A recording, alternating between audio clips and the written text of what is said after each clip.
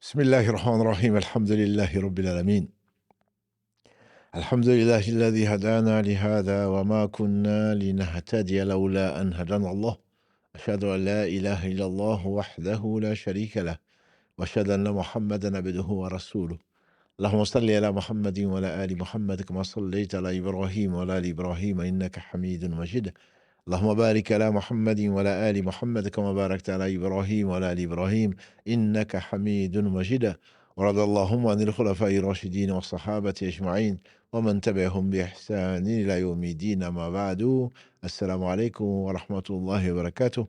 Mes sœurs, mes frères, les louanges, les remerciements, les éloges n'appartiennent qu'à Allah, le premier qui n'a pas de début, le dernier qui n'a pas de fin. L'apparent, le dominant sur toutes choses, le subtil, le bien informé. Nous le louons, nous revenons vers lui repentant, nous lui demandons protection contre les conséquences de nos péchés, et lui seul en sait le nombre.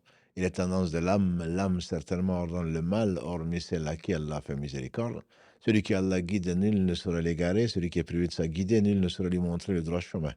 J'atteste donc qu'il est le seul digne d'adoration, j'atteste la véracité de l'exemplarité de la prophétie de Mohammed ibn Abdillah, qu'Allah bénisse ce prophète, sa famille, ses compagnons et tous ceux qui les auront suivis dans le droit chemin et qui nous compte, qui nous fasse l'honneur d'en faire partie. Donc, bienvenue dans ce jardin du paradis que, comme l'a défini le prophète sallallahu alayhi wa sallam, c'est les endroits où l'on se rappelle Allah. Et c'est le cas de le dire, n'est-ce pas, que ce monde est maudit, disait-il. Hadith rapporté par Abu Huraira, qu'Allah l'agrée, et consigné par l'imam At-Tirmidhi, qu'Allah lui fasse miséricorde. N'est-ce pas que ce monde est maudit? Maudit ce qu'il contient, sauf le rappel d'Allah et ce qui peut lui être assimilé, l'enseignant et l'élève. Donc, belle famille qui se rappelle Allah subhanahu wa ta'ala, qu'Allah vous le compte comme œuvre et temps d'adoration. Donc, le jour où ni enfant, ni parents, ni bien matériel ne saurait servir à qui que ce soit. Yawma la yanfa'u malun wala banoun, disait Ibrahim, alayhi salatu wassalam, dans la sourate 26, les prophètes, versets 88 à 89. Yawma la yanfa'u malun wala banoun, illa man ata Allah bi qalbin salim, le jour où ni enfant ni les biens ne serviront à qui que ce soit, sauf celui qui vient avec un cœur qui est saint, un cœur qui est rempli de paix, un cœur donc qui est exempt d'association à Allah subhanahu wa ta'ala.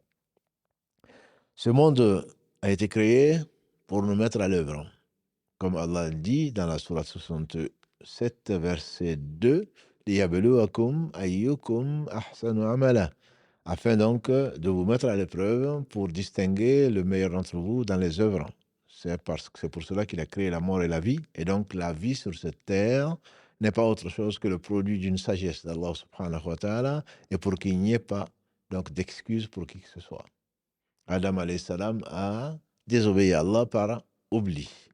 Et Allah l'a fait descendre, lui et sa descendance, pour vivre dans cette vie. Et ce monde, donc, mérite qu'on l'honore, mérite que l'on en profite. Kun fi dunya ka'annaka gharib aw abiri sabil, disait le prophète sallam à Ibn Omar, radiallahu ta'ala anhuma, qu'Allah l'agrée ainsi que son père. Il a dit un jour, le prophète sallam a pris par l'épaule, il m'a dit au jeune homme, sois dans ce bas monde comme un passant ou un étranger.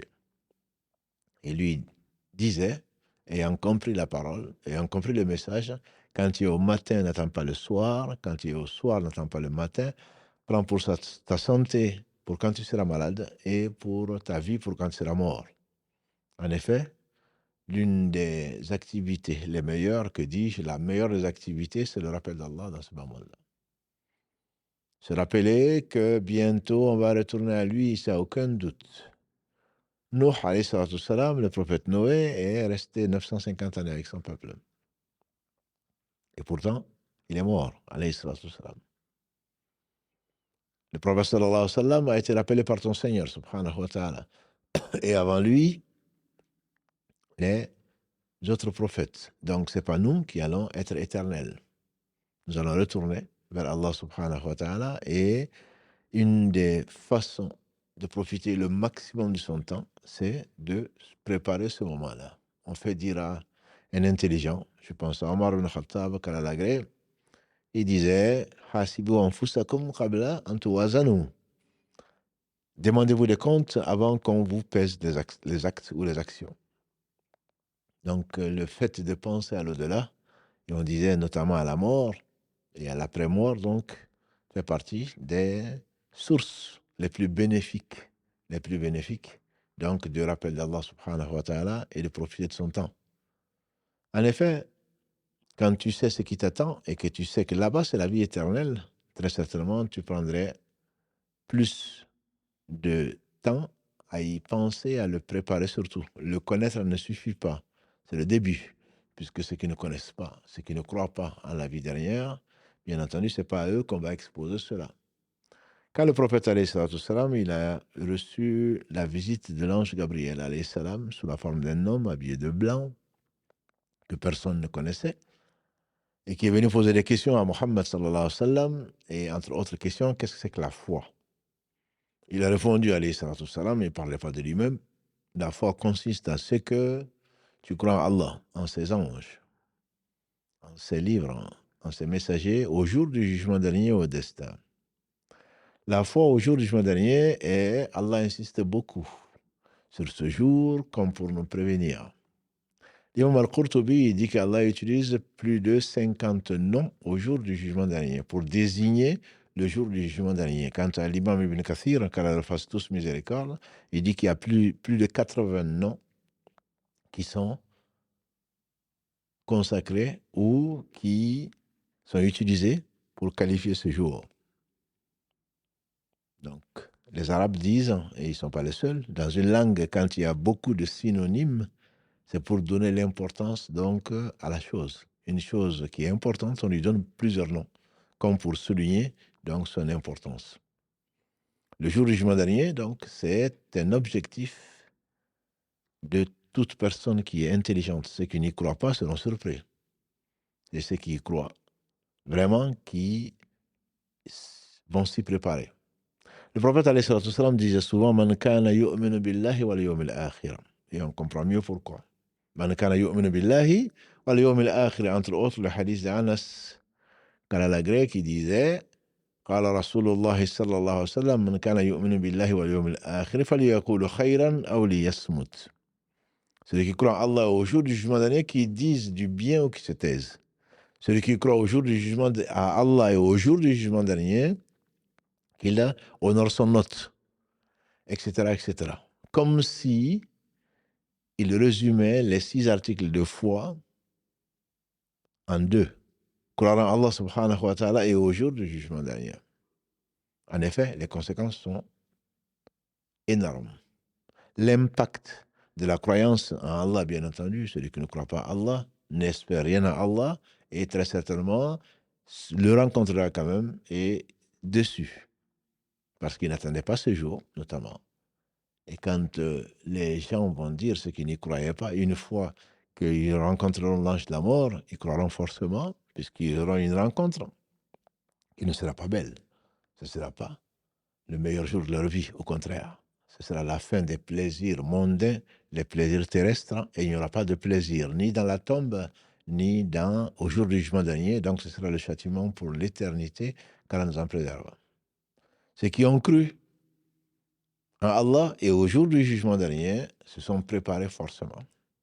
Je prends Allah à témoin que celui qui croit au jour du jugement dernier œuvrera pour préparer ce jour. Et donc nous proclamons que nous croyons en Allah et personne ne peut en douter. Mais si on croit au jour du jugement dernier, les comportements doivent être tout simplement viser l'excellence. Parce que c'est le jour où tout sera exposé. C'est la manifestation également de certains attributs d'Allah subhanahu wa ta'ala que nous connaissons, mais que nous ne mesurons pas, notamment sa justice. L'imam Ibn Qayyim, qu'Allah fasse miséricorde, disait souvent que les actes d'Allah sont tous parfaits, bien sûr, et ils oscillent entre, d'une part, sa bonté, sa miséricorde, sa générosité, et d'autre part, sur sa justice, qui, elle, est basée sur son omniscience et sur sa sagesse.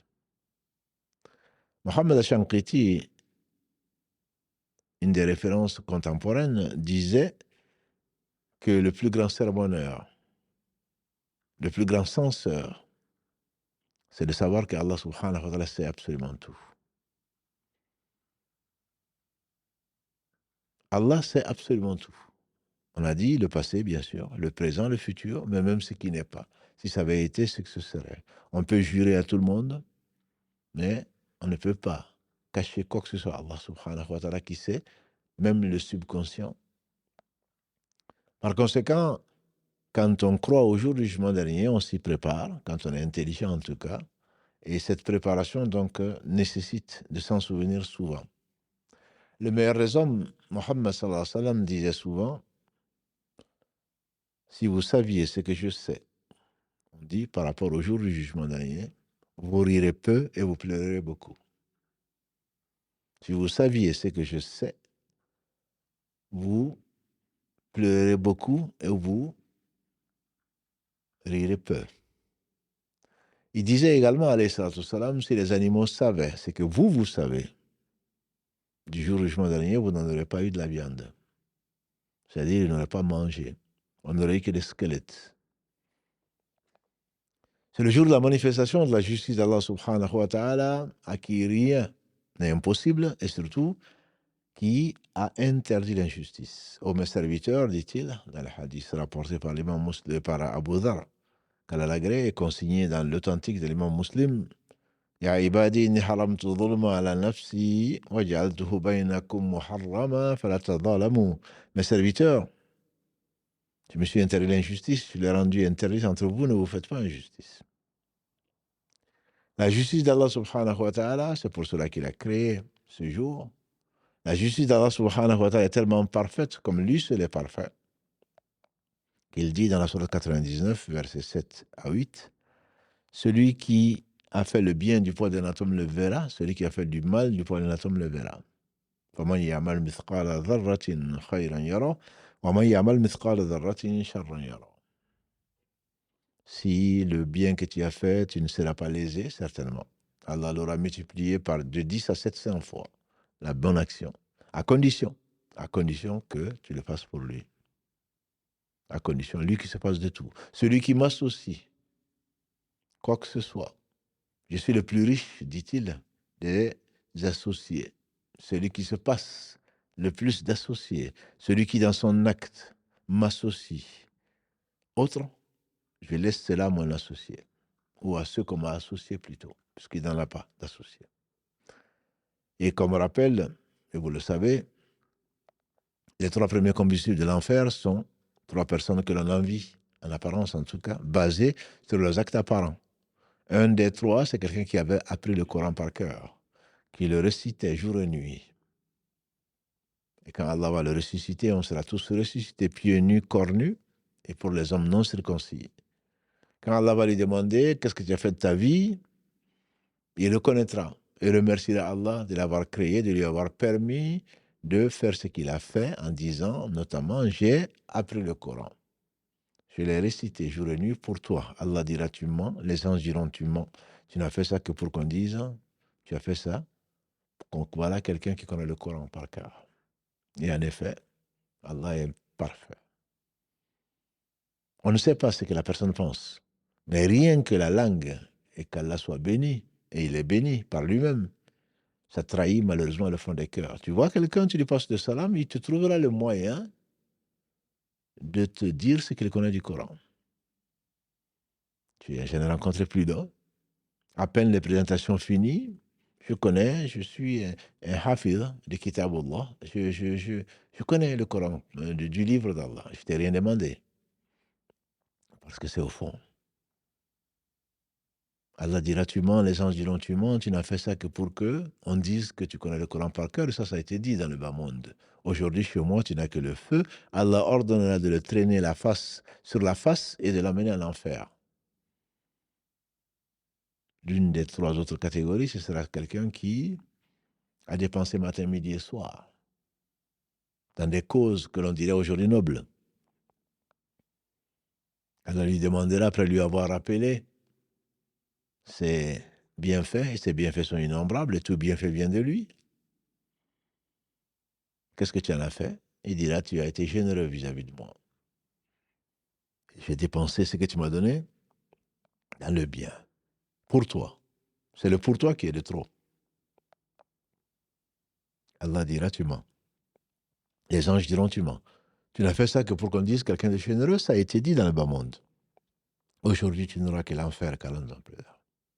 Le troisième prétend avoir donné sa vie pour la cause d'Allah. Allah dira tu mens. Les gens diront tu mens. Tu n'as fait ça que pour que on dise voilà quelqu'un de courageux. Et ça a été dit dans ce bas monde.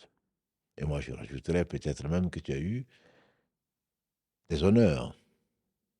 Qu'on a dit voilà un martyr. Que tu as eu une rue peut-être à ton nom. Une place peut-être à ton nom. Ça a été fait, ça a été dit, ça a été reconnu dans ce bas monde.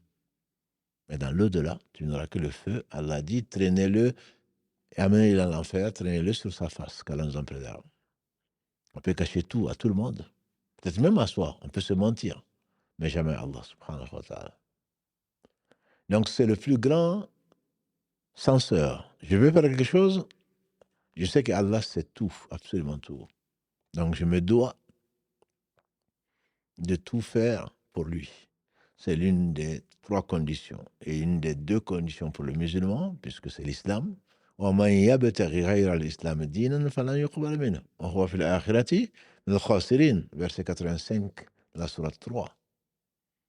Allah n'accepte que la soumission comme méthode, comme mode de vie plutôt, à lui. Il n'y a pas entre Allah et ses serviteurs, celui qui a tout créé, de relation autre que Seigneur et serviteur.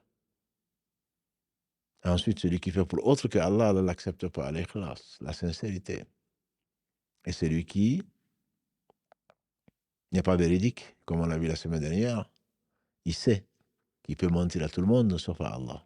Comme Ka'b bin Malik, Kala Lagré, dont on a vu la belle histoire la semaine dernière. Et enfin, celui qui emprunte une autre voie, qui est la voie des croyants, la voie du messager, alayhi salatu wassalam, Allah ne l'accepte pas de lui parce qu'il s'est pris pour un messager. Et Allah a clôturé la série de l'envoi de ces messagers comme simple signe de miséricorde de sa part. Et donc le fait de se rappeler le jour du jugement dernier te permet de faire le bilan, comme le disait Omar ibn Khattab, de faire le bilan avant qu'on te pèse les actions. La bonne action sera récompensée, on a dit, j'ai dit ça 100 fois. Quant à la mauvaise, elle ne sera récompensée que parce que tu mérites, c'est-à-dire une seule fois. Allah est juste et généreux. Cette connaissance d'Allah, cette connaissance du jour du jugement dernier, que tu vas comparer devant Allah, que Allah est juste, et qui a amené les gens à œuvrer, à savoir qu'il n'y a qu'une seule vie, et que tout ce que tu feras sera donc ce sera présenté devant Allah en tout cas. Quant aux croyants, qu'Allah nous fasse mourir croyant, vivre croyant, Allah mettra un voile entre lui et le reste, pour que les gens ne se voient pas, pour qu'ils ne dévoilent pas ses péchés. Mais il le licitera. N'est-ce pas que tu as fait ceci? N'est-ce pas que tu as fait cela? Rien ne sera caché ce jour. Sa promesse est vraie. Il a dit que celui qui a fait le mal du poids d'un atome le verra. Donc tu le verras. Même si tu l'as pardonné, tu le verras. Ensuite, Allah m'a dit, je t'ai pardonné dans ce bas monde aujourd'hui, je te pardonne. En effet, le miséricordieux a divisé sa miséricorde en 100 parties. Il en a fait descendre une seule partie de laquelle procède toute miséricorde dans ce bas monde entre les créatures, pas seulement entre les hommes, mais entre les créatures, au point que nous a affirmé le prophète sallallahu, il ne parlait pas de lui-même, que la jument lève le pied pour ne pas écraser son poulet. Tout ceci procède de la miséricorde d'Allah, du 1% de la miséricorde d'Allah, pas seulement au XXe siècle, pas seulement depuis qu'il a créé, mais jusqu'à la fin des temps. Tout ceci procède seulement d'un centième de sa miséricorde. Et donc, comment désespérer de la miséricorde de celui qui en a gardé 99 pareil pour pardonner aux croyants au jour du jugement dernier. La semaine dernière, on a cité deux cas et certains n'ont peut-être pas compris de quoi il s'agissait. On a parlé donc de Maïs ibn Malik et de cette femme des Ramidiya qui sont venus voir le prophète sallam en disant purifie-nous. L'un comme l'autre, on a vu comment le prophète sallam a détourné la question ou évité leur demande jusqu'à ce qu'Allah ait décrété qu'ils seraient témoins dans ce bas monde et qu'ils le seront dans l'au-delà. Tout ceci pourquoi? Parce qu'ils ont cru en l'au-delà. Ibn Mas'ud Karalagre, on dit qu'il disait aux épigones des jeunes générations, vous connaissez peut-être plus de Coran, peut-être plus de hadiths du prophète sallam, mais nous croyons plus en l'au-delà. En effet, quand Maïs ibn Malik est venu demander au prophète sallam de le purifier et qu'il lui dit, reviens chez toi, demande pardon à Allah. Et que 3 fois il vient se présenter, que le prophète sallam lui trouve des excuses, comme il en a trouvé à bien d'autres. Celui qui n'a été envoyé que comme miséricorde pour les univers. À un autre qui est venu le voir, qui a dit à Rasulallah, j'ai embrassé une femme. Et on a fait l'appel à la prière et Allah est miséricordieux. Et ils ont prié. Purifie-moi, j'ai embrassé une femme, purifie-moi. Le prophète sallam est parti faire la prière. Ensuite, ils sont venus, la sincérité de cet homme qui croyait au jour du jugement dernier l'a poussé à revenir voir le prophète sallam en lui disant, j'ai embrassé une femme. Le prophète sallam lui dit, est-ce que tu n'as pas prié avec nous? Il dit oui. Il dit alors peut-être qu'Allah t'a pardonné. Peut-être qu'Allah t'a pardonné. Parce que celui qui connaît Allah, comme il a dit alayhi salatu wassalam, de la prière à la prière, du ramadan au ramadan, de la Jumu'ah à la Jumu'ah, de la Umrah à la Umrah, les péchés sont pardonnés. Si on évite les grands péchés. Et comme le dirait quelqu'un d'autre, ne vois pas la petitesse. Bilal ibn Malik ne voit pas la petitesse du péché, vois plutôt la grandeur de celui à qui tu as désobéi. Donc quand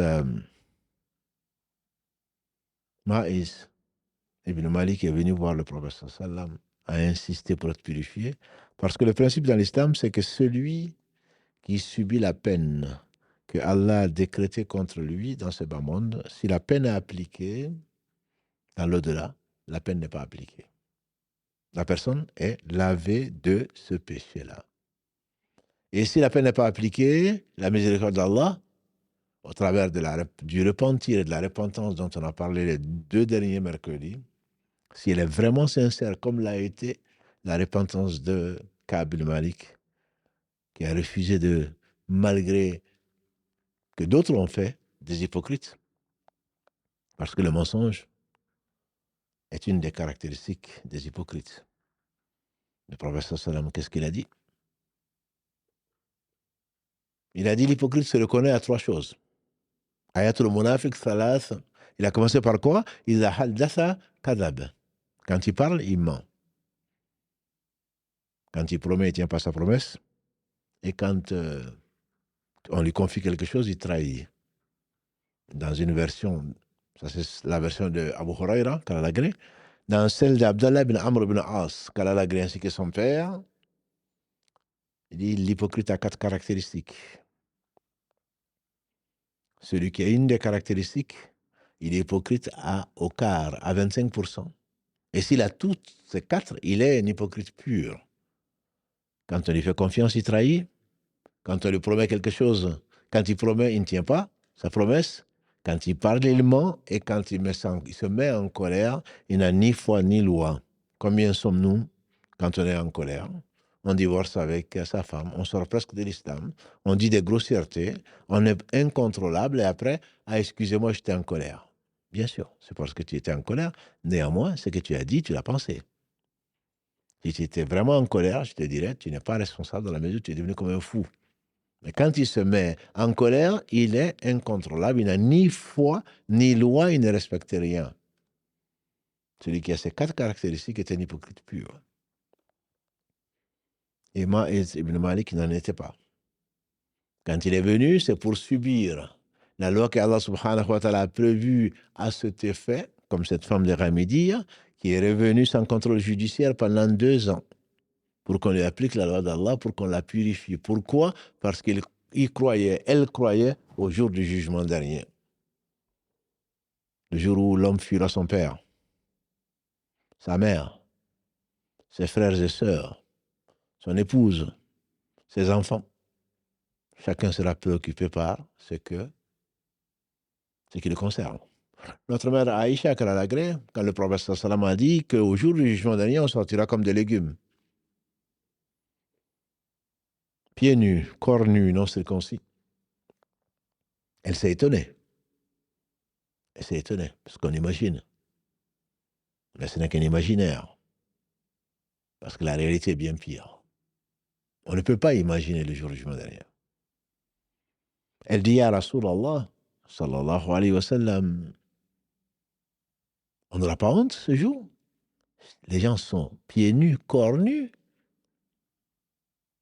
Le prophète sallam lui a dit aux filles du véridique, il faisait allusion à son père, Abu Bakr, quand à la grève. Les choses ne sont pas comme ça. Ce jour, personne ne pensera à personne. Il y a 3 moments où personne ne pensera à personne. Avant de recevoir son livre, on ne sait pas si c'est de la main droite ou de la main gauche. Avant que les actions soient pesées et avant de passer, de vouloir traverser le pont. J'étais sur l'enfer. Personne ne pensera à personne. Ni père, ni mère, ni enfant, ni qui que ce soit ne pensera à qui que ce soit. Alors si tu peux diminuer tes épreuves au jour du jugement dernier, fais-le, tant qu'il est temps.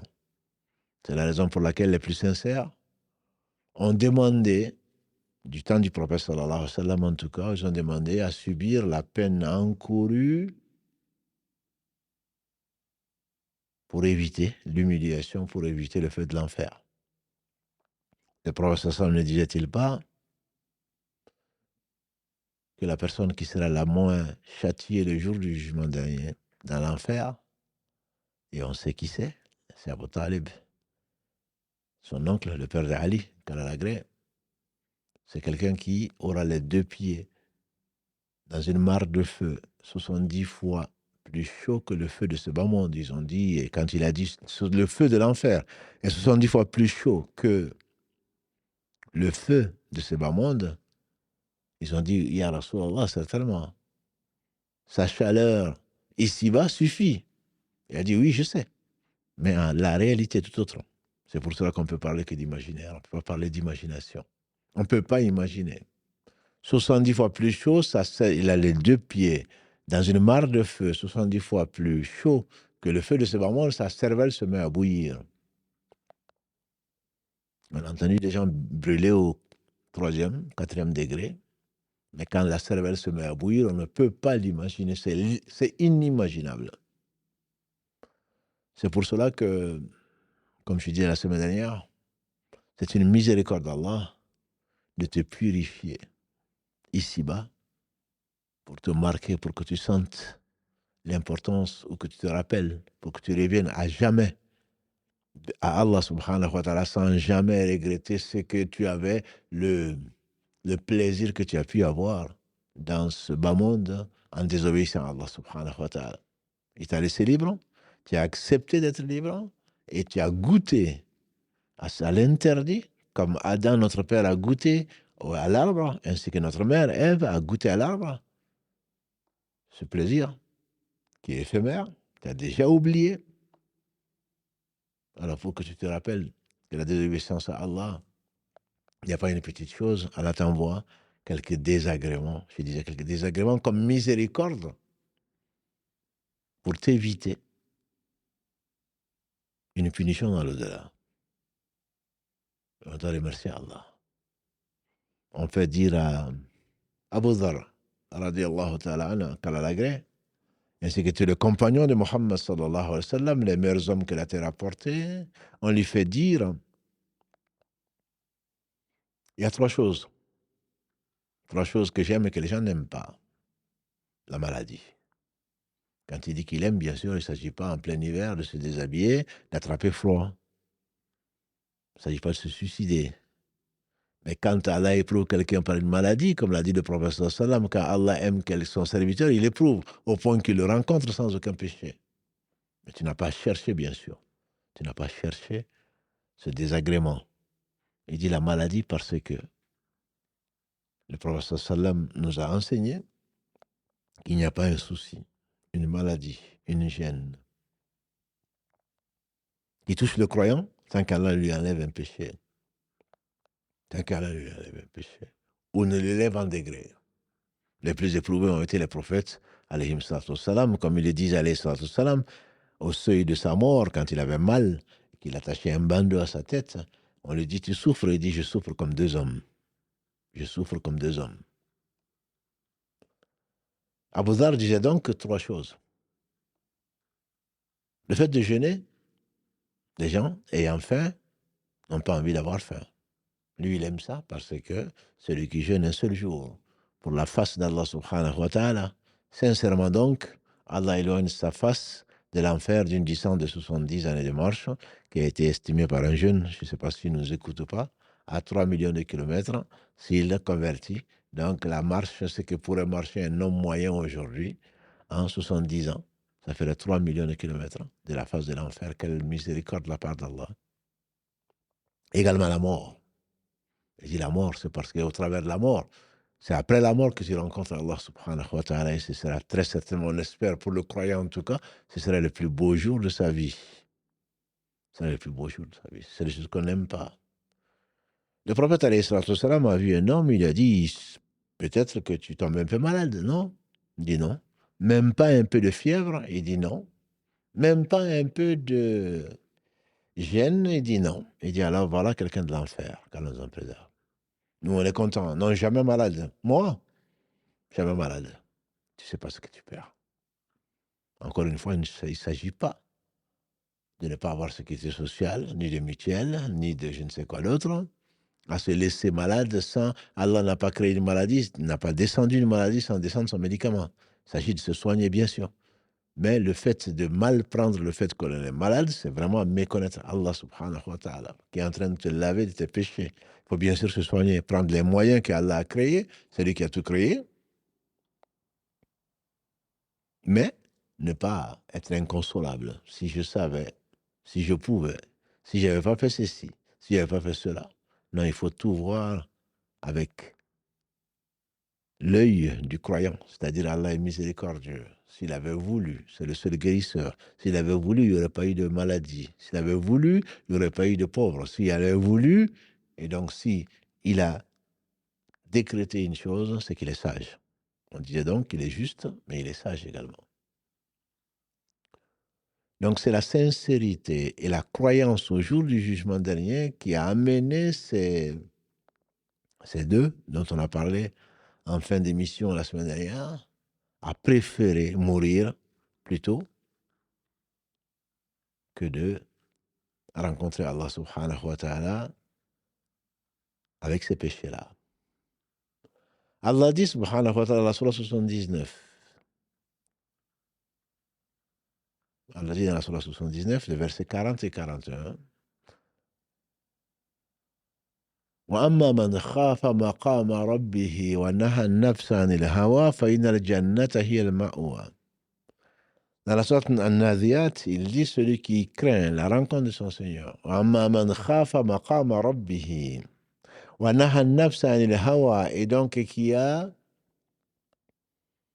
dompté son âme par rapport à ses passions, c'est le paradis qui l'attend. Il dit dans la sourate 55, Ar-Rahman, verset 46, وَأَمَّا مَنْ خَافَ مَقَامَ رَبِّهِ جَنَّتَانِ. Celui qui craint la rencontre de son Seigneur, il aura deux paradis,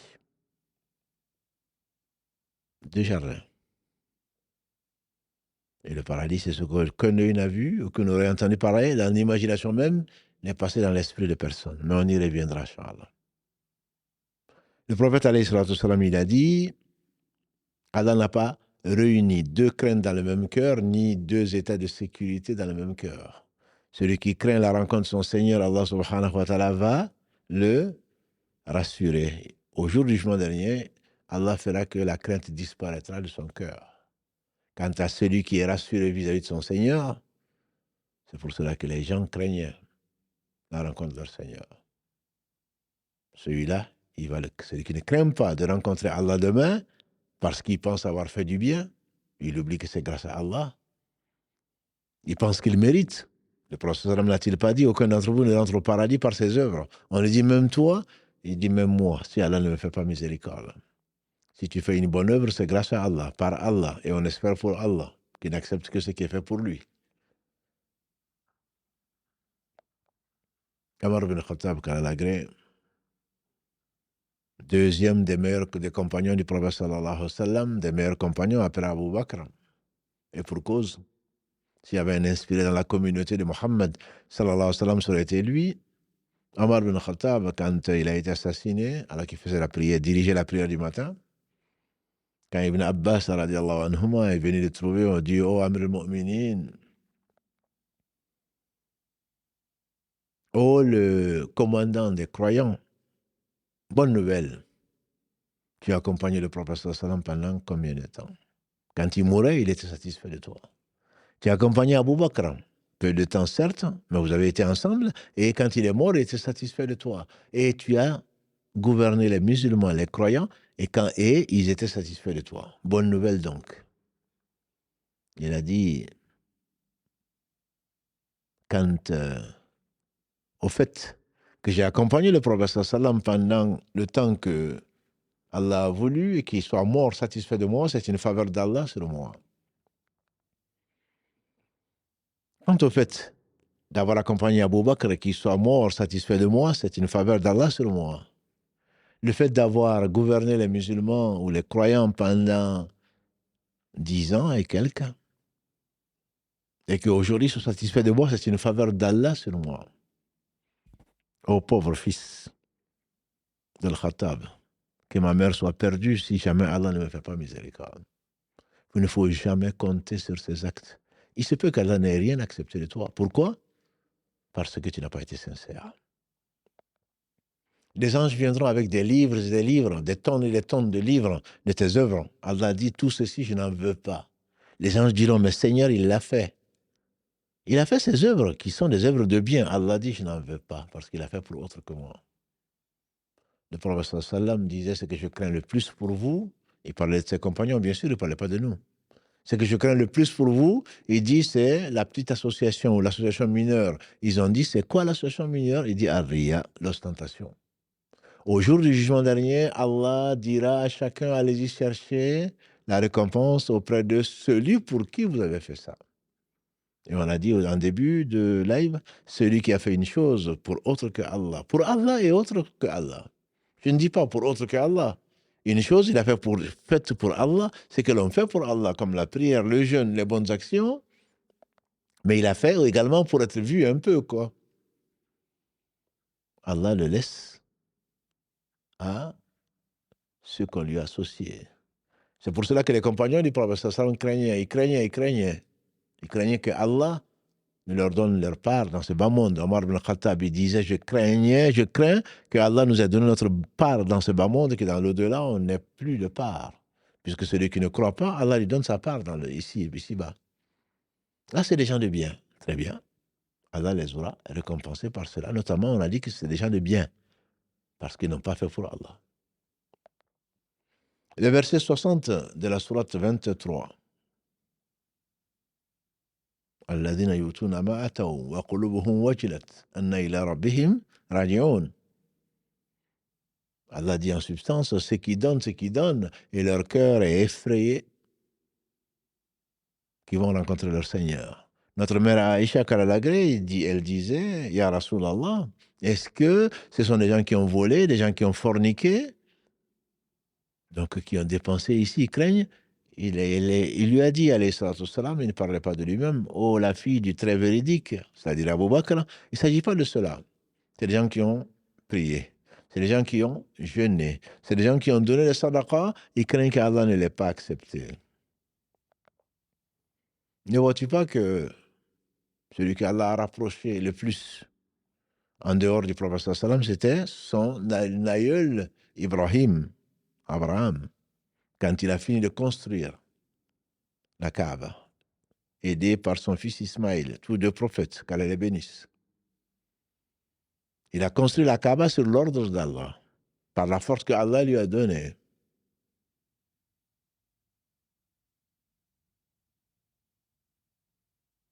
Et c'est l'ami d'Allah, l'ami intime d'Allah. وَاتَّخَذَ اللَّهُ إِبْرَاهِيمَ خَلِيلًا.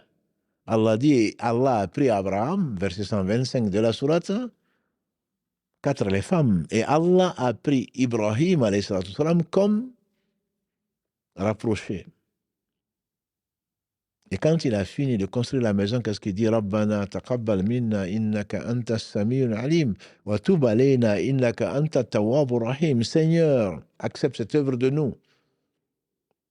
Parce que c'est toi qui accordes, qui accepte les œuvres.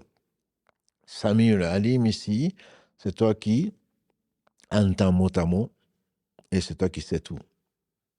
Mais comme quand dans la prière on dit Sami Allahu liman hamida, c'est Allah a entendu celui qui l'a loué, c'est-à-dire c'est Allah qui accepte en fait ici.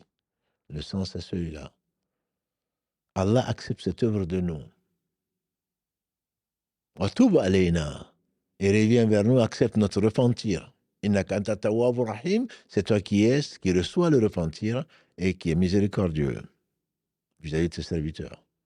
Aucun bien n'arrive à Allah subhanahu wa ta'ala.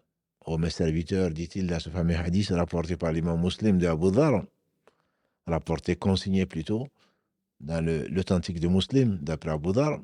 Ô mes serviteurs, si du premier au dernier vous aviez le cœur aussi pur que le plus pur d'entre vous, hommes et djinns réunis, ceci n'augmenterait rien à mon royaume ou à ma puissance.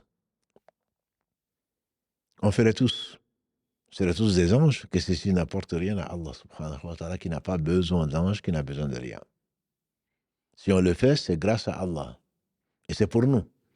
Quand on dit on prie pour Dieu, on prie pour Allah, on donne pour Allah, c'est une façon de dire. On donne pour la face noble d'Allah, qu'Allah l'accepte. On fait dire à Ibn Mas'ud qu'à la Grèce, si je savais qu'Allah avait accepté une seule de mes œuvres, même surrogatoire, je serais le plus heureux. Donc, pour revenir au hadith d'Aïcha, commentant le verset 60 de la sourate 23, le prophète sallam dit non. La fille dit très véridique, c'est les gens qui ont prié, qui ont jeûné, qui ont donné, qui craignent qu'Allah n'ait pas accepté. C'est pour ça qu'il faut se réjouir qu'Allah subhanahu wa ta'ala nous ait permis de suivre ce live, de prier, de jeûner, d'éviter ce qu'il a permis qu'on évite. On doit être satisfait de notre Seigneur, mais pas fier de ce que nous avons fait. Une question d'ailleurs d'un frère. Pourquoi alors? Quel est notre mérite? On n'a pas de mérite. Quel est notre mérite d'adorer Allah? On n'a pas de mérite. Parce que c'est grâce à Allah qu'on adore Allah. Simplement, Allah est reconnaissant. Parce que tu as accepté justement que tu n'as pas de mérite. C'est pour cela que Allah t'accorde une mérite, il t'honore. Tu n'as pas de mérite. Tu n'as pas de mérite. Quand Moïse, alayhi salatu wassalam, quand il a dit Allah, enseigne-moi une évocation par laquelle je t'appelle et je t'invoque, il a dit Moussa dit la ilaha illallah. Et on dit que dans ce hadith, il dit mais tous tes serviteurs disent la ilaha illallah. C'est Allah qui te permet, qui t'a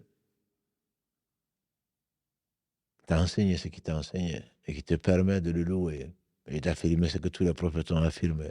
Et c'est pourquoi ce monde a été créé, à savoir qu'Allah seul mérite l'adoration. On dit également que Moussa a demandé à Allah, et Allah lui dit, Ya Moussa a dit Alhamdulillah.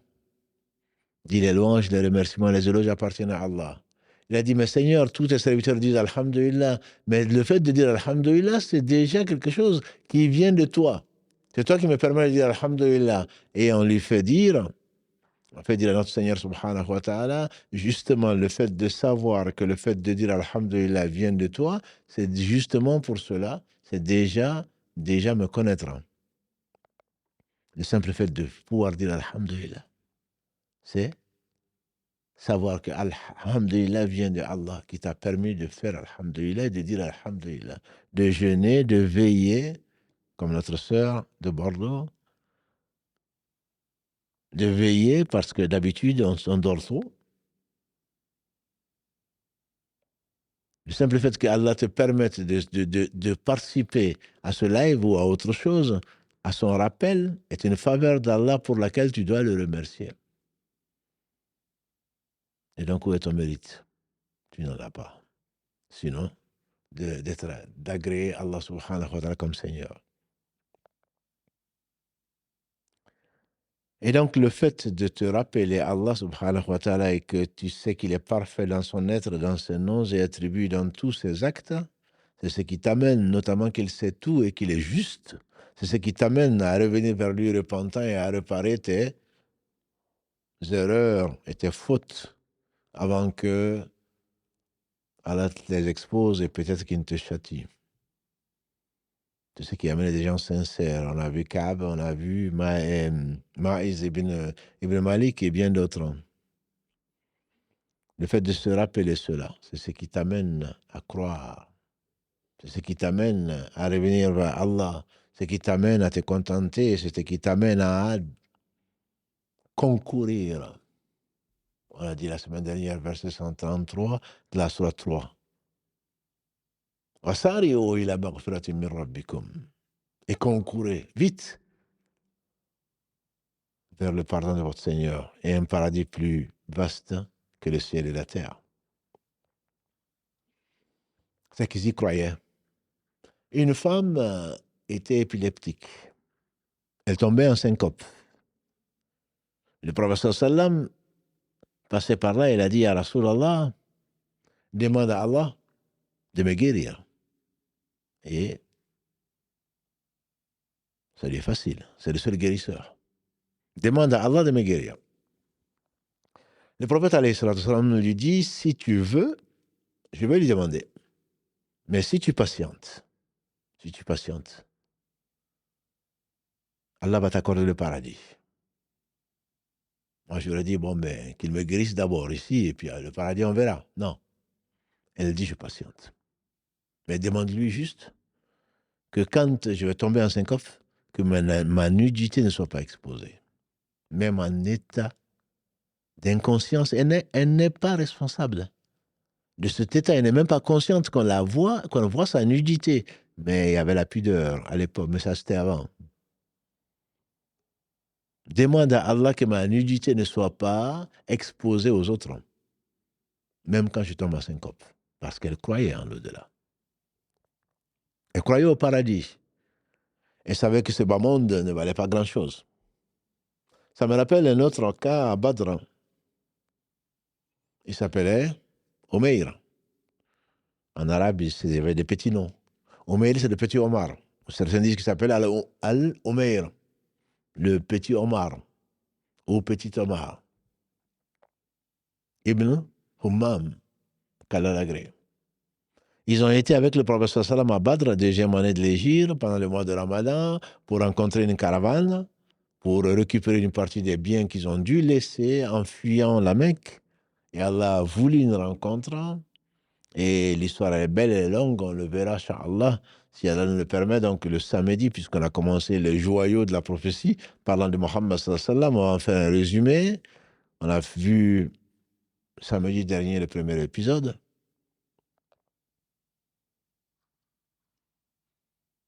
Al-Umayr, ou Umayr, Ibn Hummam, Kalalagré, le prophète sallam a harangué les foules parce qu'il n'était pas sorti pour cela. Après avoir eu l'assurance d'Allah, puis l'assurance du soutien des gens qui ont quitté la Mecque, les émigrés, et également des Ansar, des secoureurs, il les a harangués. Il dit aujourd'hui, personne ne combat pour Allah, patiente, sans que Allah ne lui accorde le paradis. Il était enthousiasmé.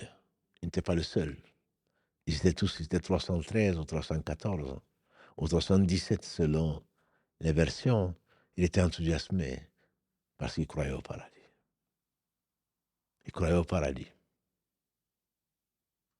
Et il avait quelques dates dans la poche, s'il avait une poche. Il était en train de marcher, en train de savourer. Il a dit, Bachen. Le professeur me dit, pourquoi tu dis ça? Bachen, c'est quand les Arabes étaient étonnés, quand ils étaient contents. Bonne nouvelle. Bonne nouvelle. Bachen. Le professeur me dit, mais pourquoi tu dis ça? Il dit, parce que c'est ce que tu viens de dire. C'est-à-dire le paradis est réservé à quelqu'un aujourd'hui qui combat avec courage. Et s'il trouve la mort, il va au paradis. Il a dit oui. Il était en train de manger des dattes. Il a commencé à les manger de plus en plus vite. Il a dit entre le paradis et moi, s'il n'y a que ces dates, il les achetait. Pour la noble cause d'Allah subhanahu wa ta'ala. Et Allah l'a recruté parmi les sincères, parmi les martyrs témoins. Allah l'agré, ainsi que les compagnons du prophète sallallahu alayhi wa sallam. Parce qu'il croyait en l'au-delà. Je me rappelle Anas bin Nadr, qu'Allah l'agré, à Uhud, 1 an plus tard, contre les polythéistes, quand ils ont désobéi, quand les compagnons du prophète sallallahu alayhi wa sallam, sous l'égide d'Abdallah ibn Joubayr, les 70 archers, quand une bonne partie a été attirée par le butin et qui sont descendus, qu'Allah les a fait goûter la conséquence de la désobéissance au prophète sallallahu alayhi wa sallam, beaucoup d'entre eux ont fui parmi les combattants et que la nouvelle s'est répandue que Mohammed sallallahu alayhi wa sallam était mort. Beaucoup ont fui. Et Anas bin Nadr, qui avait promis à Allah subhanahu wa ta'ala ce qu'il avait promis, il a dit à Rasulallah sallallahu alayhi wa sallam, après Badr, si à Badr on ne savait pas qu'il allait y avoir une bataille, mais si Allah et son messager avaient l'occasion de voir combien on était sincère, comme on était véridique, si Allah nous présentait une autre occasion, Allah verra, son messager verra de quoi nous sommes capables. Et Anas bin Nadr, ce jour, au lieu d'être découragé, comme beaucoup, en apprenant la nouvelle de la mort du prophète sallallahu, il n'était pas mort en réalité, c'était un fake news. Il n'y a pas qu'aujourd'hui où on parle d'Internet, où on parle de fausses nouvelles, surtout dans la guerre. Des nouvelles, des fausses informations. La guerre psychologique. Des mensonges. On a prétendu, on a calomnié, donc on a prétendu que le prophète était mort, c'était faux.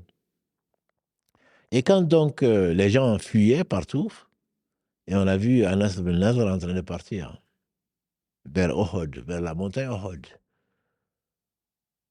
On lui dit, où tu vas? Il dit, je sens l'odeur du paradis. Je sens l'odeur du paradis derrière cette montagne. Il a dit, si le prophète sallam est mort, à quoi bon vivre? Il a dit, tu passeras celui avec qui, son interlocuteur, il dit, tu diras aux Ansar qu'ils n'auront pas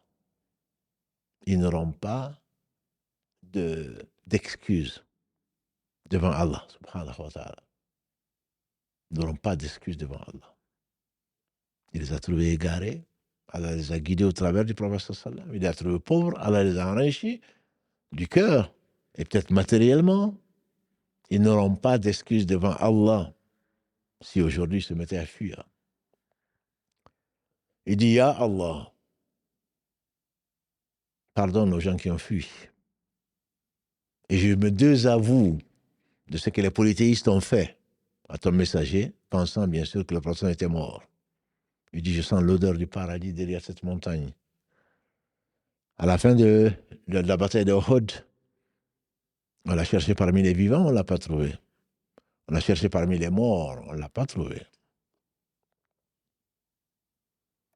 Il n'y a que sa sœur qui a reconnu sa dépouille et il repose, dépouille qui repose dans le cimetière de Uhud aujourd'hui. On dit qu'on a retrouvé sur lui 80 coups de flèche et d'épée. Sa sœur l'a reconnu à cause d'un défaut de dentition. Et c'est à propos de Anas, disait Anas bin Nadr, que son neveu Anas bin Malik, que vous connaissez mieux, a dit que c'est à propos de lui qu'Allah a révélé le verset 23 de la sourate 33, min al-mu'minina rijalun sadaqu ma ahadullah alayh.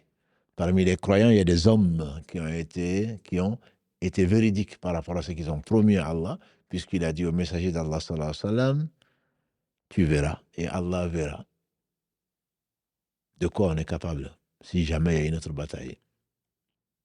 Allah a révélé à propos de lui et à propos des véridiques jusqu'au jour du jugement dernier en disant, parmi les croyants, il y a des hommes qui ont été véridiques vis-à-vis de ce qu'ils ont promis à Allah. Ceux qui ont rejoint Allah l'ont rejoint et ceux qui ne l'ont pas encore rejoint attendent patiemment.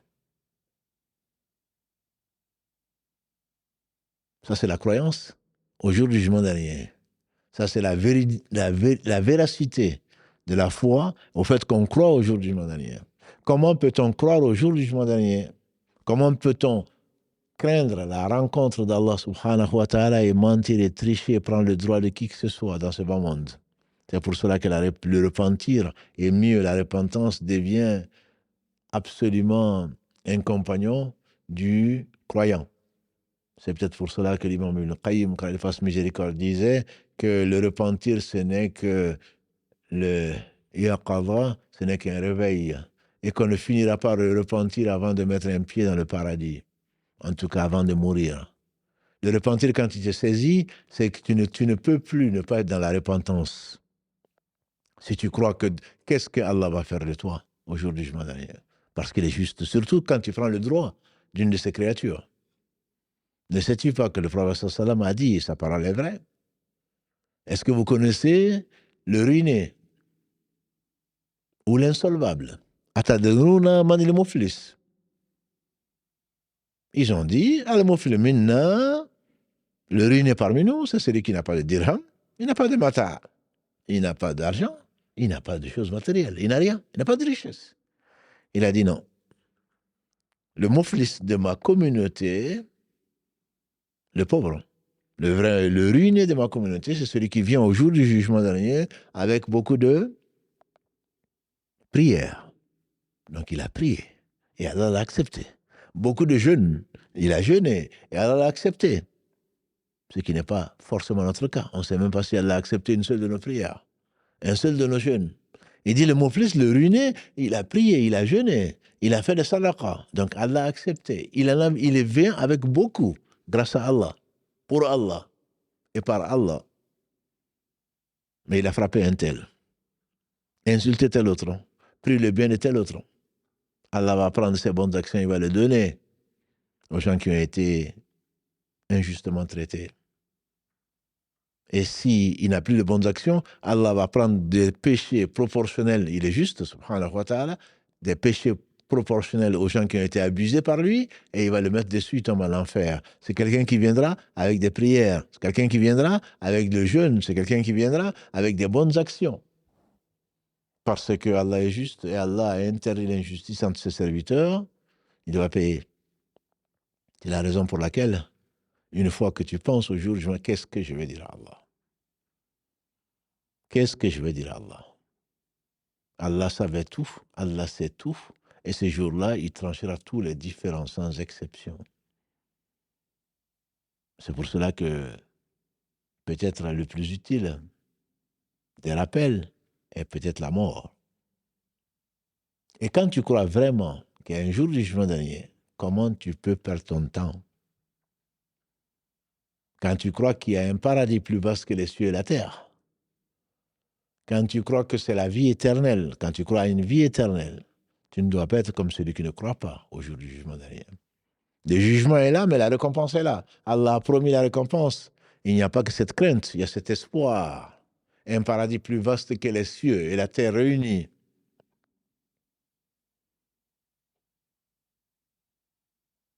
Le prophète sallam, il a dit, il y a des hommes, il y a des gens qui viendront. Le paradis à 100 degrés. Le paradis à 100 degrés. Si vous demandez le paradis, demandez le Firdaus, qu'Allah nous l'accorde. Et sans jugement, ça devient facile. Il dit entre le premier degré et le deuxième, c'est comme quand on lève les yeux et qu'on regarde les étoiles. Ça, c'est pourquoi tu vas te contenter du rez-de-chaussée, entre guillemets. Le dernier qui va entrer au paradis ne sera pas malheureux. Le prophète alayhi salatu salam nous a raconté que Moïse alayhi salatu salam, il a demandé à Allah quel est le dernier qui va rentrer au paradis. Allah lui dit c'est quelqu'un qui va être, qui a mérité donc, il est mort croyant, certes, mais il a fait des injustices. Et Allah est juste. Au point que, nous avons dit, et vous le savez, qu'un bélier qui a des cornes, qui a pris le dessus sur un bélier qui n'a pas de cornes, le bélier qui n'a pas de cornes va demander d'être vengé. Allah va lui permettre de donner la revanche au bélier qui a des cornes. Et ensuite, ils deviendront poussière. Donc, il a été injuste, comme on l'a dit, et donc il est rentré en enfer pour ce qu'il a mérité du droit des autres. On lui a mis leur péché dessus, l'équivalent, et il est tombé en enfer. Il va sortir de là, il va passer par une eau qu'on appelle l'eau de vie, Dieu va le faire revivre. Mais dans l'enfer, il ne meurt pas, la yamutu fiha, wala yahya, il n'y vit pas et il n'y meurt pas non plus. Et donc cet homme va sortir. Et Allah va lui dire, est-ce que tu aimerais avoir la possession ou ce que possède un roi? Il va dire oui, bien sûr.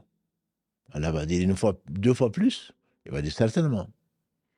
3 fois plus? Oui, Seigneur. 4 fois plus? Bien sûr. 5 fois plus? Il dit j'accepte. Et Allah va dire tu auras l'équivalent de ce 5 fois plus de ce bas monde. Et dans une version, Ibn Mas'ud nous raconte que celui qui va, le dernier qui sortira de l'enfer, Allah va dire, va rentrer au paradis, il va arriver pensant que tout le monde y est et qu'il n'a pas de place, il va dire, Seigneur, le paradis est plein. Allah va dire, vas-y. Il va dire, mais en tant que Seigneur, ne te moque pas de moi, le paradis est plein, il n'y a pas de place. Allah va dire, va voir. Et Allah va lui accorder. Et Allah va dire, espère.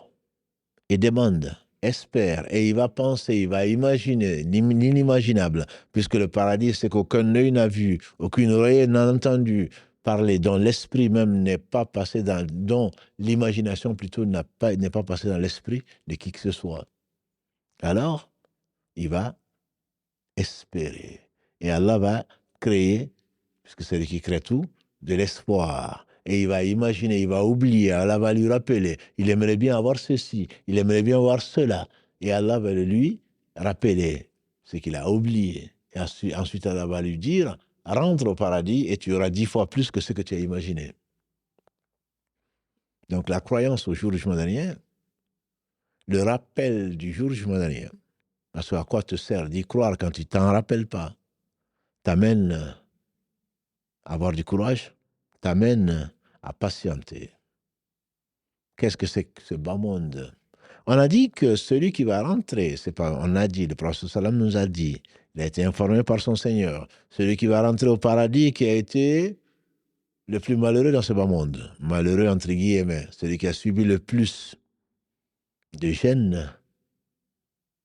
Allah va le faire rentrer au paradis, on va lui demander, on va lui faire tant soit peu, un peu de temps. Et quand il sortira de là, on va le faire sortir, on va lui demander est-ce que tu as déjà été malheureux? Il va jurer par Allah qu'il n'a jamais été malheureux. Jamais. Et celui qui a profité de ce bas monde pour peu de temps,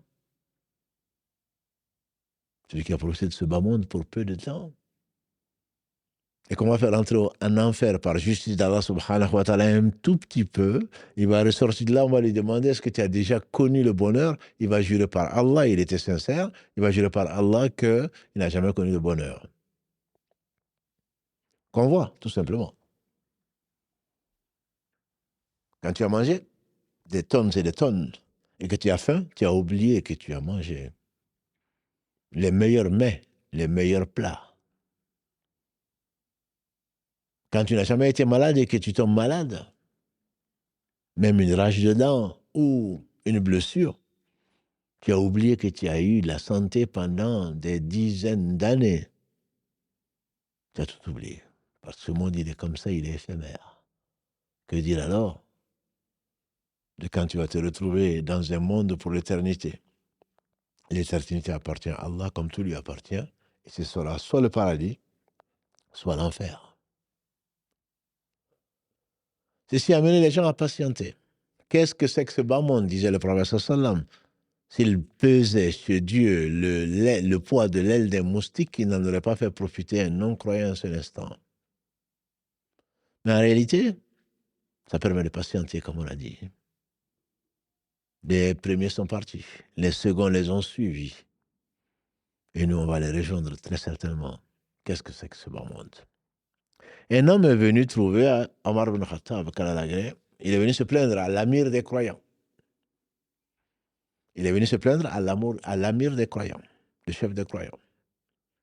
Et comme il a demandé la permission de rentrer, Omar était occupé. Omar lui a fait dire « Attends ». Et quand il est ressorti, Omar a trouvé que cet homme était parti. Il a dit « Appelez-le ». On a été le rappeler. Il est venu, il dit « Pourquoi tu es parti? Pourquoi tu n'as pas attendu ?» Il dit « Parce que j'étais venu, amir des croyants, me plaindre de mon épouse. Mais en t'attendant, j'ai entendu comment ton épouse te traitait ou comment est-ce que une partie du dialogue entre vous. » Ah, je me suis dit, mieux vaut patienter. Et Omar lui dit, effectivement, tu as raison. Il dit, c'est elle qui s'occupe de mon bonheur ici-bas, particulier, que ce soit physique, que ce soit à manger, que ce soit à boire, que ce soit pour mes plaisirs. C'est elle. Donc je lui dois reconnaissance.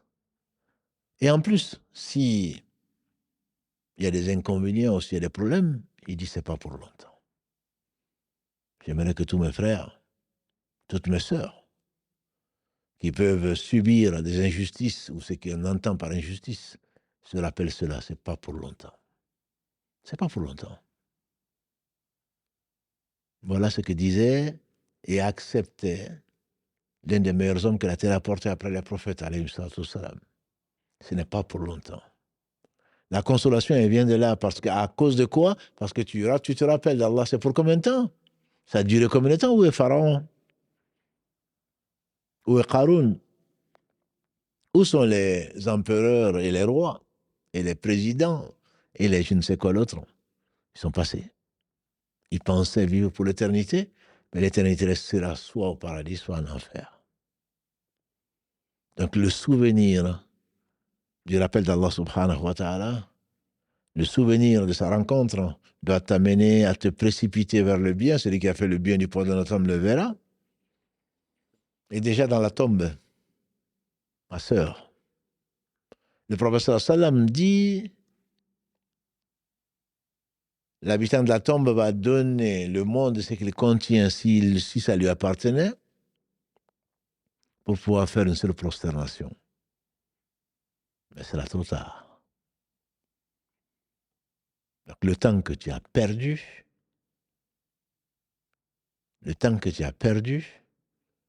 est très certainement dans l'insouciance, dans l'indifférence, dans l'oubli d'Allah, dans la négligence du dhikr, du rappel, sous toutes ses formes, prouve une chose, c'est que ta foi au jour du jugement dernier est très faible. Parce qu'on ne doit pas perdre son temps, puisqu'un jour viendra où tu vas le regretter. On dit que celui qui va rentrer au paradis, la seule chose peut-être qu'il regrettera, c'est de n'avoir pas fait assez. N'avoir pas fait assez. Entre le premier et le deuxième degré, on a dit, c'est la distance qui sépare. Quand on regarde les gens qui sont au-dessus de nous, c'est comme si on regardait les étoiles. Et ce ne sont pas les prophètes. Ce sont les gens qui ont été conscients et à qui Allah a fait miséricorde et qui sont au-dessus de nous. C'est la raison pour laquelle il faut rentrer en compétition. وفي ذلك فليتنافس المتنافسون. Et pour cela, que ce soit de l'émulation pour ceux qui veulent rentrer en compétition. Ne sais-tu pas que le paradis est la récompense d'Allah subhanahu wa ta'ala? Mais Allah, dans le verset 110, la sourate 9, te conditionne. Il te dit quoi? Inna Allah ashtara min al-mu'minina anfusahum wa amwalahum bi anna lahum al-jannah. Allah a acheté aux croyants leurs biens et leurs personnes en récompense du paradis. C'est-à-dire qu'une fois que c'est vraiment le paradis que tu recherches, tes biens et ta personne ne t'appartiennent pas, ne t'appartiennent plus. Ça t'a jamais appartenu. Mais celui qui ne veut pas les vendre à Allah, Inna Allah ashtara, Allah a acheté. En récompense de quoi? Du paradis. Et le prophète sallam disait, n'est-ce pas que la marchandise d'Allah est chère? N'est-ce pas que la marchandise d'Allah est le paradis? Ça amenait les gens à ne pas perdre leur temps. On disait que Daoud Ataï, on disait qu'il mangeait. Ce qu'il mangeait, c'était liquide. Pour ne pas perdre du temps à mâcher. Pour ne pas perdre du temps à mâcher. On disait que le grand-père d'Ibn Taymiyyah, qu'Allah lui fasse miséricorde, ainsi que son petit-fils, on disait que quand il faisait ses besoins, à l'époque, bien sûr, il n'y avait pas de toilette, qu'il donnait à un de ses élèves, c'est un des savants Hanbali, qu'il donnait à un de ses élèves son livre ou des livres pour le lire, pour qu'il en profite. Puisqu'il est quelque part où il ne peut pas lire, au moins il écoute. Il écoutait ce que son élève, en dehors bien sûr des toilettes, pouvait lire pour qu'il ne perde pas son temps. C'est pour cela que c'est étonnant. Quand quelqu'un a un billet de 500 €, qui vaut combien de francs CFA maintenant? Quelqu'un a 500 € et qu'il perd, il passera tout son temps en train de le chercher, bien sûr, le billet. Mais qu'est-ce que c'est que ce billet de 500 € par rapport à la minute que tu as perdue? Que dis-je? Par rapport aux heures que tu perds dans la journée. C'est parce que tu ne te rappelles pas que ceci va te manquer au jour du jugement dernier. C'est parce que le zikr n'est pas ta préoccupation. Et qui oublie Allah, Allah subhanahu wa ta'ala qui se passe de tout, le met en garde, verset 19 de la sourate 59. وَلَا تَكُونُوا كَالَّذِينَ نَسُوا اللَّهَ فَأَنْسَاهُمْ أَنفُسَهُم أُولَٰئِكَ هُمُ الْفَاسِقُونَ. Ne soyez pas comme ceux qui ont oublié Allah. Allah a fait qu'ils se sont oubliés eux-mêmes. Et voilà les pervers. Allah a fait qu'ils se sont oubliés eux-mêmes. Quand on verra quelqu'un qui brûle un billet de 500 €, on va dire il est fou. Et toi, tu brûles bien plus que ça. Quelque chose qui est inestimable. Ton temps. Pensant tuer le temps, comme ils aiment le dire. Tu ne tues que toi-même. Le rappel de l'au-delà, c'est le fait de savoir que si tu reviens vers Allah, Allah qui t'a donné, tout bien vient de lui, et que tu ne l'as pas remercié, et que tu vas rendre compte de tout, et que tu te dois de revenir vers Allah repentant pour ce que tu as négligé de faire. On ne remerciera jamais assez Allah comme il se doit. Un jour meilleur qu'aujourd'hui, le prophète alayhi salatu salam est sorti avec ses meilleurs compagnons. Je pense à Abu Bakr, je pense à Omar. Il était en compagnie d'Abu Huraira, qu'Allah les agrée tous. Ils ont été visiter un secoureur, un Ansar, à Médine. Ils l'ont trouvé absent. Quand il est revenu, il a donné des dattes fraîches et de l'eau fraîche en entrée. Et ensuite, en plat principal, entre guillemets, il a sacrifié une brebis qu'ils ont rôtie. Et le prophète sallam aimait bien l'épaule de l'agneau. Quand ils en ont mangé, ils sont sortis de là. Le prophète sallam a dit à Abu Bakr et à Abu Bakr, on est sorti le ventre vide. On retourne le ventre plein. Et sur cela, on sera interrogé. Qu'est-ce que tu as fait? Comment tu as eu ton argent? Comment tu l'as dépensé? C'est la même question.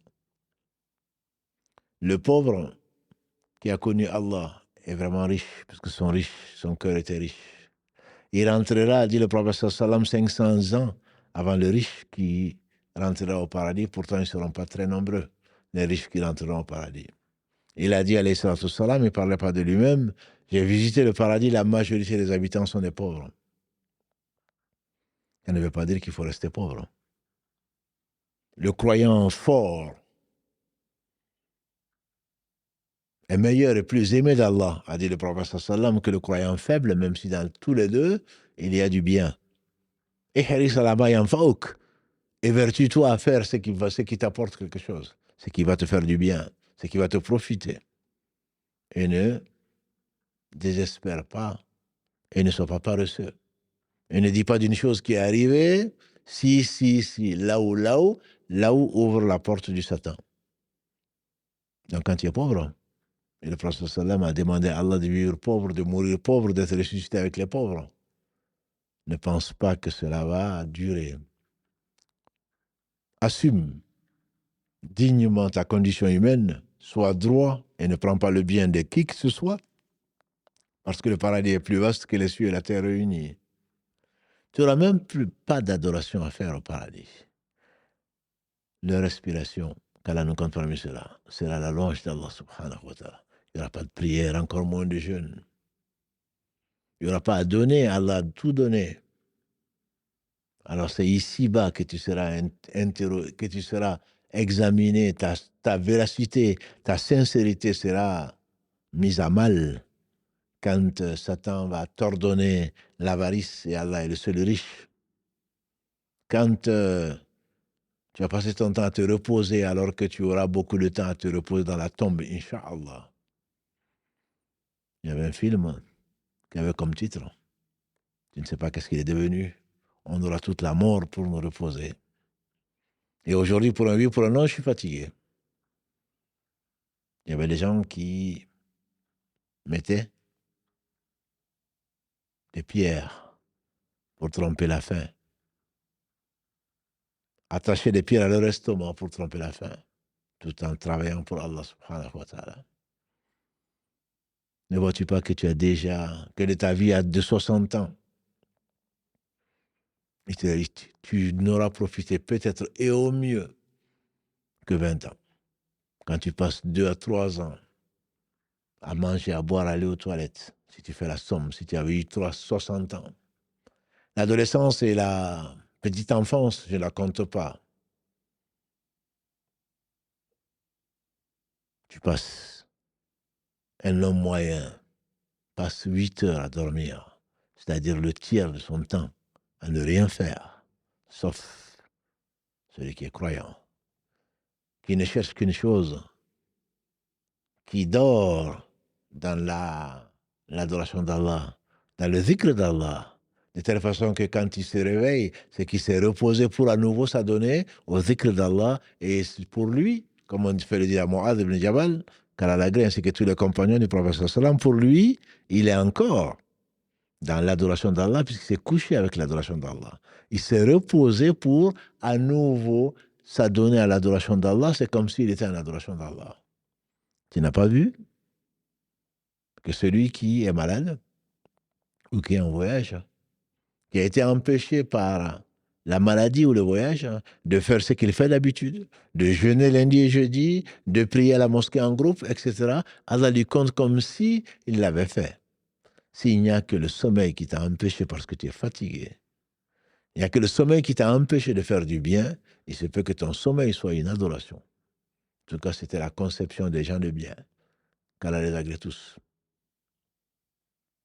C'est un dhikr auquel tu dois t'adonner. Et on fait dire à mieux que moi, la mort suffit comme rappel. Imagine le jour où tu ne pourras plus prier, tu ne pourras plus jeûner, tu ne pourras plus faire le bien. C'est un jour qui est proche, c'est peut-être demain, peut-être dans 10 ans, peut-être dans 50 ans. Mais ce jour viendra. Alors, Sario, précipite-toi.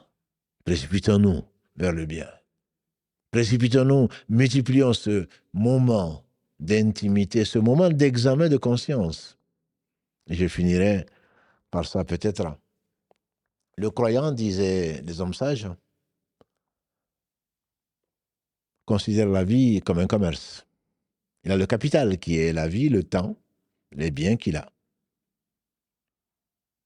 Et il a soit des bénéfices, soit des pertes. À la fin de la journée, il s'assoit et il fait le bilan. Les meilleurs d'entre nous le font plusieurs fois par jour. Mais le minimum que tu puisses faire, c'est au moins, avant de dormir, de faire le bilan. Qu'est-ce que j'ai fait aujourd'hui? Et si tu vois, grâce à Allah, que tu as fait de bonnes actions, que tu as fait ta prière à l'heure, que tu as obéi à tes pères et mères dans tout ce qui ne désobéit pas à Allah, que tu as aidé le pauvre, l'orphelin, la veuve, etc., que tu as pu obtenir grâce à Allah une subsistance licite, tu remercies Allah, tu considères ça comme un commerçant considère ses bénéfices. Et tu remercies Allah. Et si tu as eu des moments de faiblesse et tu te rappelles de tes péchés, c'est comme si tu avais perdu de l'argent, ou pire encore. Parce que le temps perdu ne se rattrape pas. Alors tu reviens vers Allah en lui demandant pardon, en te repentant, en décidant de ne plus jamais le refaire. Et en essayant de compenser ce que tu peux compenser, comme on l'a déjà vu. Ceci est un beau moment. C'est un bon moment. Il est triste, certes, mais mieux vaut être triste dans ce moment d'un petit moment. Mieux vaut patienter dans ce moment d'un petit moment et avoir un grand salaire, une grande récompense par celui qui récompensera tout un chacun, soit par le bien, par pure miséricorde, soit par ce que nous méritons, et qu'Allah subhanahu wa ta'ala nous protège contre les conséquences de nos péchés et les tendances de l'âme, qu'il bénisse celui par qui il nous a réveillés les cœurs. Il a illuminé nos cœurs par son rappel, qu'il soit béni lui-même, subhanahu wa ta'ala, qui bénisse le meilleur des hommes, Muhammad ibn Abdullah, sa famille, ses compagnons, et tous ceux qui les auront suivis dans le droit chemin, qui nous fasse l'honneur d'en faire partie. Subhanaka Allahumma bihamdika, ashhadu an la ilaha illa anta astaghfiruka wa atubu ilayk. Notre prochain rendez-vous, Inch'Allah, ce sera samedi 22h. Subhana rabbika, rabbil izzati amma yasifun, wassalamu ala mursalin, walhamdulillahi rabbil alamin. Wassalamu alaikum wa rahmatullahi wa barakatuh.